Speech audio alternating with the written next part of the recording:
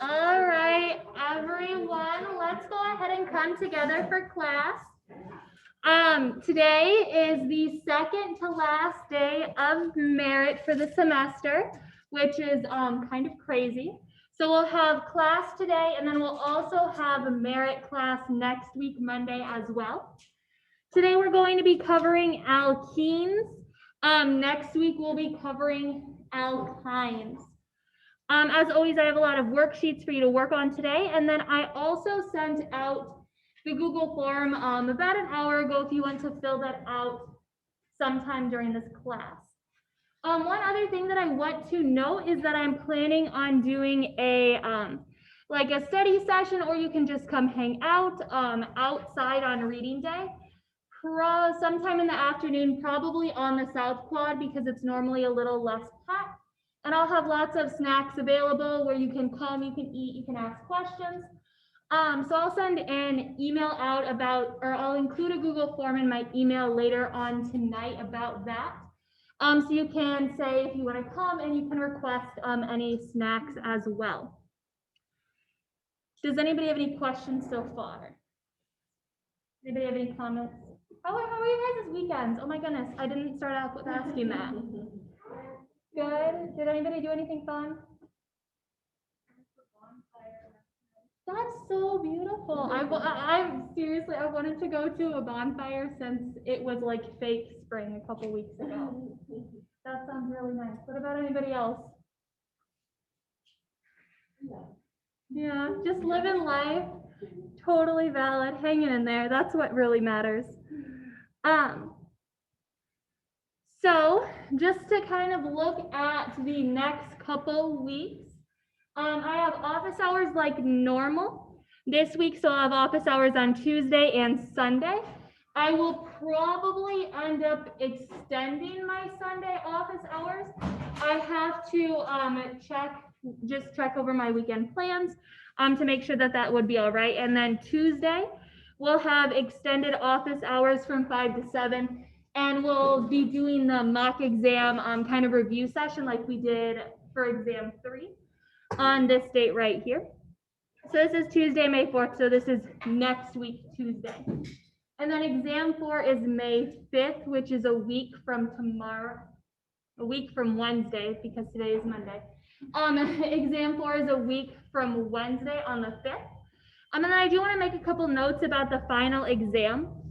If you look at your final exam schedule, you'll see that it's noted that the exam is May 12th from 8 to 11, but you will not have from 8 to 11 to work on the exam. Instead, the exam will actually start at 9 a.m. as opposed to 8, and it will only be 50 minutes. So it's going to be the same structure as the previous exams. There will be a similar number of questions as previous exams.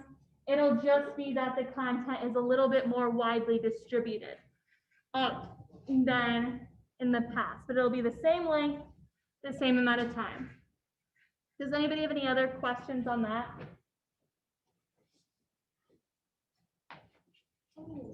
Yeah.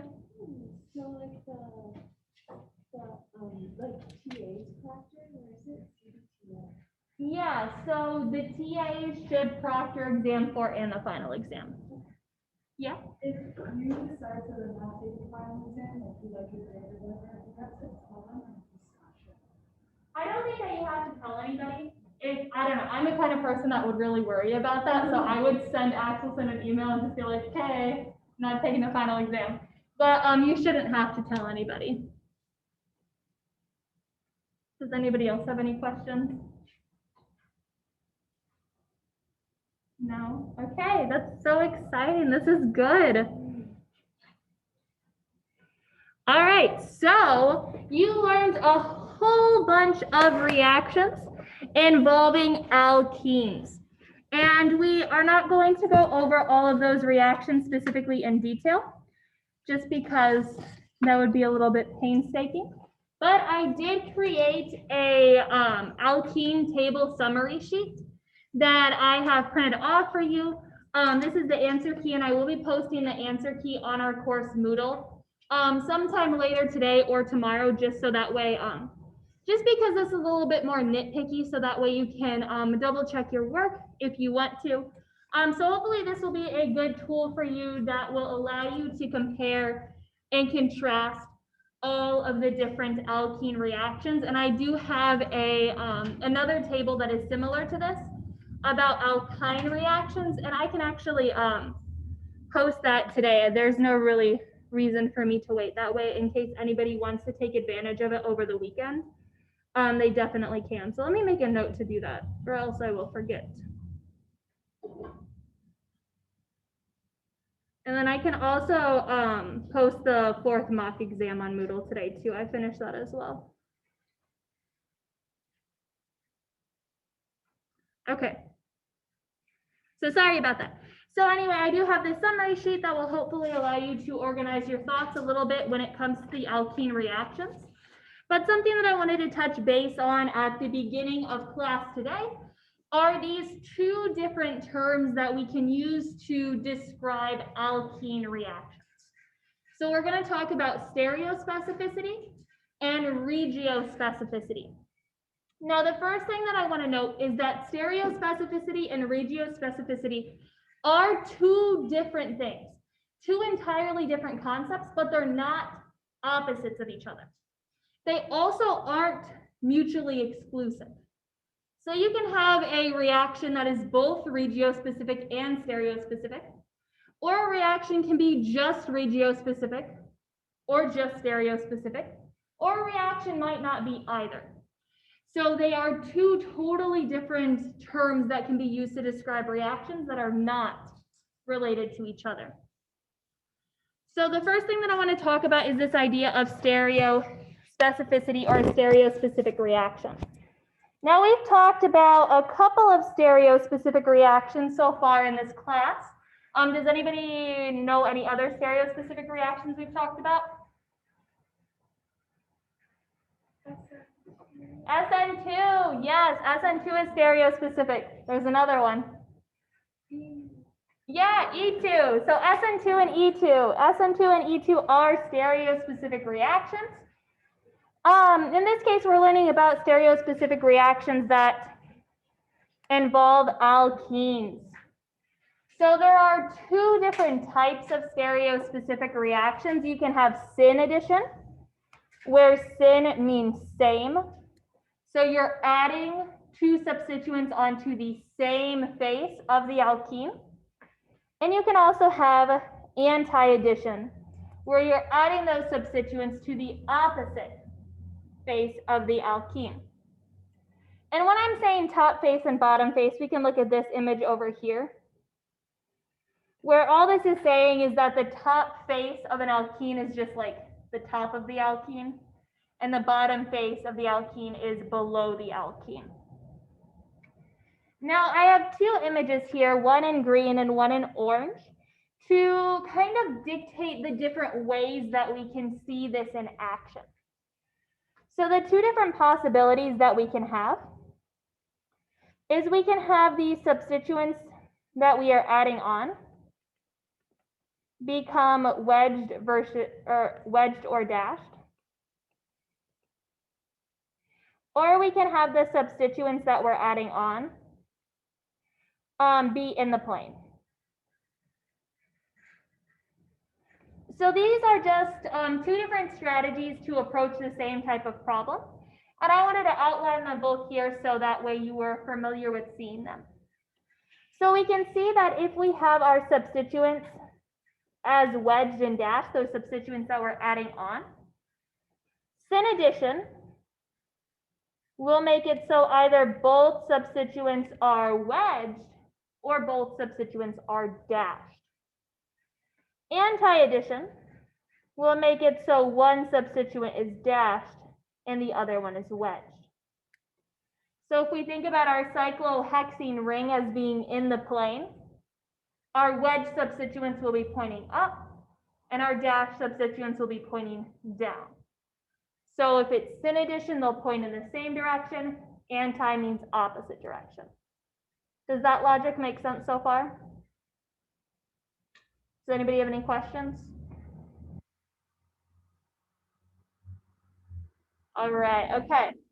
So then if we look in the orange, we can think about what will happen if our substituents are in the plane. I feel like this is slightly easier to visualize when we're talking about this idea of adding substituents to the same face or the opposite face. But here we see with syn addition,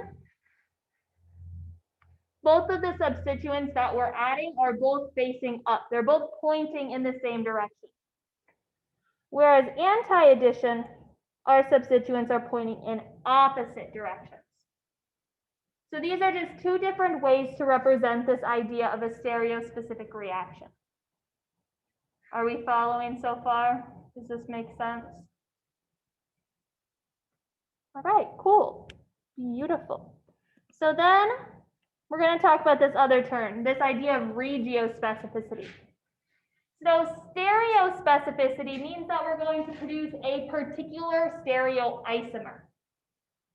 Regiospecificity is a little bit different because now we're talking about a reaction where the substituents are going to be added in a particular location. So we don't really care about this idea of creating a single stereoisomer. Instead, we're always going to add the same substituents to the same place. So we can have two types of regiospecificity. We can have Markovnikov addition or anti-Markovnikov addition.